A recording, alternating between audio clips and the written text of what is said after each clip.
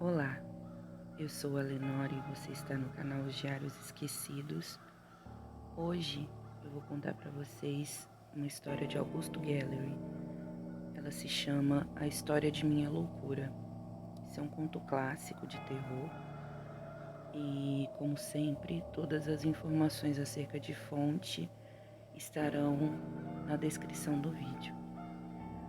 Antes de começar, queria pedir para vocês para deixarem seu like, fazerem um comentário e, se possível, indicarem o vídeo para alguém que vocês achem que vai gostar desse tipo de conteúdo.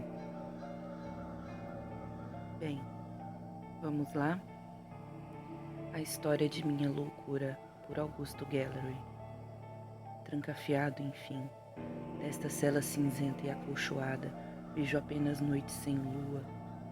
Ou sou eu que estou cego? O abuso de remédios quase me impede de ficar em pé, o que é bom, pois me mantém longe da eletricidade que atravessa os limites da minha prisão. É claro que não estou dopado por acaso. O intuito também não é minha recuperação.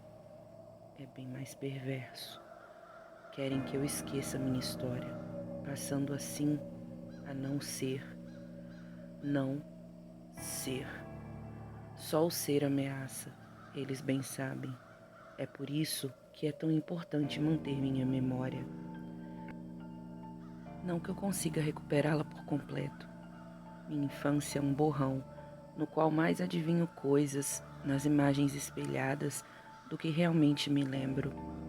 Adolescência, faculdade, trabalhos, tudo é noite escura e floresta negra. Mas eu me lembro bem dela. É por isso que ela continua mandando os remédios para dentro de minha cela, pois é a ela que devo esquecer. Manter viva minha história, mesmo que seja a história de uma loucura. Eu a vi por muito tempo, da janela do meu apartamento. Provavelmente tinha a minha idade, algo em torno dos 50. Seus cabelos seriam tão grisalhos quanto os meus, se nela ainda não fosse viva a chama do desejo da juventude. Ela os pintava de vermelho. Sua pele, diferente da minha, mantinha um frescor de hidratante. Suas mãos eram finas e seus dedos, tão semelhantes aos meus, eram longos e inquietos. No começo, eram apenas olhares esparsos trocados a um vão de distância. A lua entre nossos prédios. Eu a via quando ela passava por sua janela. Ela não notava a princípio, mas nunca sem deixar de notar em algum nível, pois ela sabia exatamente, mais do que eu, o dia em que primeiro a vi. A verdade é que, em algum lugar dentro de mim, eu esperava vê-la. Sabia que ela passaria naquele ponto aberto entre cortinas, naquele exato instante, em nada especial. Eu a vi. Ela me viu.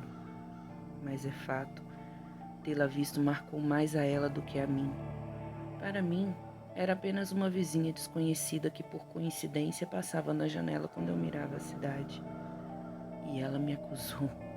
Ela começou a acusar de persegui-la. Paranoica. Sei que os médicos concordariam comigo, o que de fato não muda em nada a minha prisão. Acabo de ver um raio cortar as grades de minha cela. Passou rápido, mas ainda ouço seu estalo. Aos poucos, notei que ela se escondia atrás da cortina. Passou a perder a coragem de se colocar sob minhas vistas, como se estivesse nua, como se eu pudesse penetrá-la com meu olhar. Foi isso que me incomodou, o medo dela. Isso atiçou minha raiva. Foi por isso que a persegui, aquela vez na rua. Ela entrou em pânico, gritou, chamou um guarda, mas eu corri e me escondi no aberto da multidão que se fechou sobre mim como um oceano. Sei o que você está pensando agora, que eu realmente persegui a velha e que o louco sou eu. Não é verdade. Depois que ela acionou a polícia, resolvi manter distância, mas não podia mais passar em frente à minha janela. Ela estava sempre lá, me observando. Comprou até binóculos. Seu medo era tanto que comecei a temer. Demorei a entender por que eu a temia.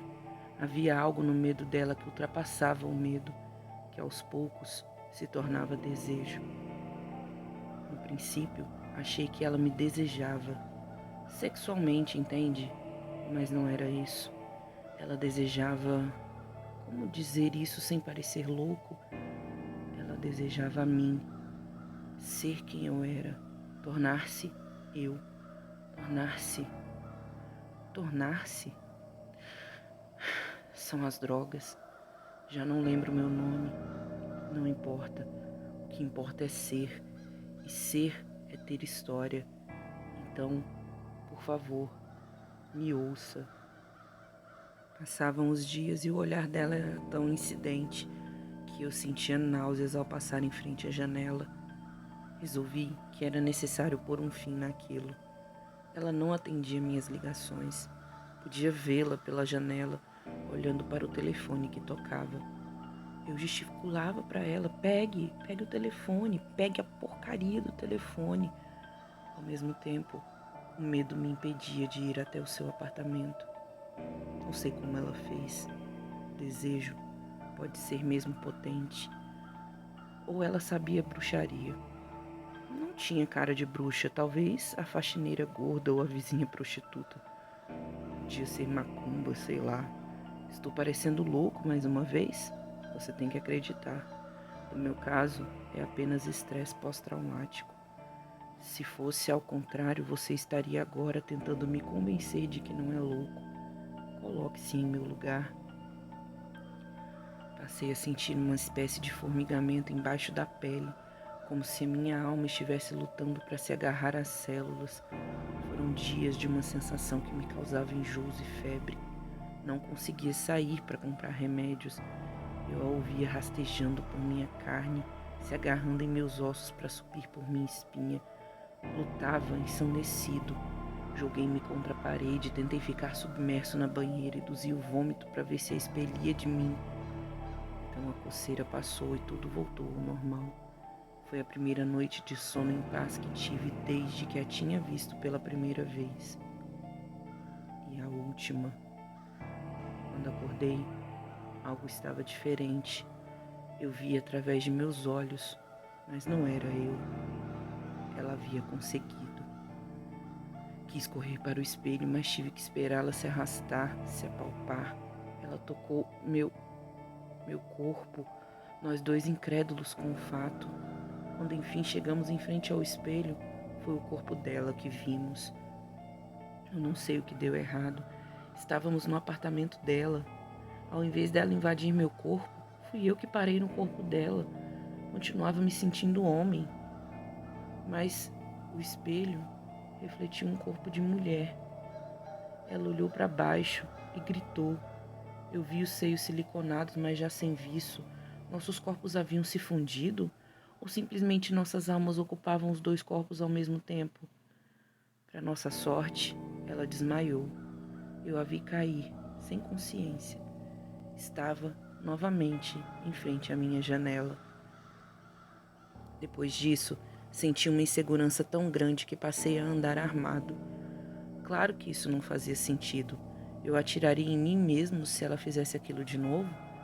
E, de qualquer forma, eu não tinha o menor controle sobre os meus movimentos. Raiva e medo juntos podem ser destrutivos. Não tão poderosos quanto o desejo, mas entenda, eu parecia estar no limite de minha sanidade. Passei a dormir no telhado de meu prédio, sempre apontando uma arma para a janela dela, esperando que ela aparecesse. Se eu a mataria, eu deveria dizer que não, para que você acreditasse em minha inocência. Mas a verdade é que, tomado de ódio e terror, eu a teria matado se eu tivesse a chance. A mira de minha arma andava como um vagalume sem asas pelas paredes e chão da casa dela. Mas ela sabia disso. De alguma forma, nossas almas tinham se ligado fortemente. Ela evitava passar pela janela ou mesmo sair de casa, mas isso só fortaleceu meu desejo de estourar-lhe as entranhas. Em minhas visões, que tenho certeza ela compartilhava, eu via a bala entrando por suas costas e saindo pela barriga, com seus intestinos acompanhando o vácuo do tiro e se espalhando pelo carpete velho e careca. Em meus melhores devaneios, pedaços de fígado derrubavam o vaso horroroso com flores pintadas que ficava ao lado do telefone. De novo, me defendo. Você não faria o mesmo? As pessoas matam ladrões que invadem suas casas. Eu deveria ter o mesmo direito quando alguém tenta invadir meu corpo. Mas eu não a matei. Cheguei muito perto disso. Tão perto que ela ligou para as filhas. Horas depois, eu percebi que podia senti-la mesmo através das paredes. Enchi-me de coragem e da crença de uma arma daquelas podia atravessar a parede e matá-la do outro lado. Ela se desesperou, saiu correndo do apartamento, desceu as escadas e saiu à rua. Era a chance perfeita, mas naquele exato momento uma ambulância parou na calçada em frente. Depois entendi que não foi uma coincidência. Uma das filhas acionou o serviço de emergência. 3 enfermeiros desceram e, com muito custo, dominaram a velha. Eu não podia atirar. Tinha medo de atingir um dos rapazes. Não queria matar um inocente. Ela foi levada embora. Senti um vazio imenso, confesso. Não pude mais dormir. O sono era agitado. Sonhava com ela em alguma clínica, conversando com os médicos. Enfim, no final do 3º dia, sonhei que tomava remédios. E acordei aqui, nessa célula de grades cinzentas, preso numa parte do cérebro da velha que tenta me esquecer, como se eu fosse apenas uma alucinação, como se eu não tivesse uma história. Fim. Bom, eu espero que vocês tenham gostado. Um feliz Halloween. Obrigada e tchau, tchau.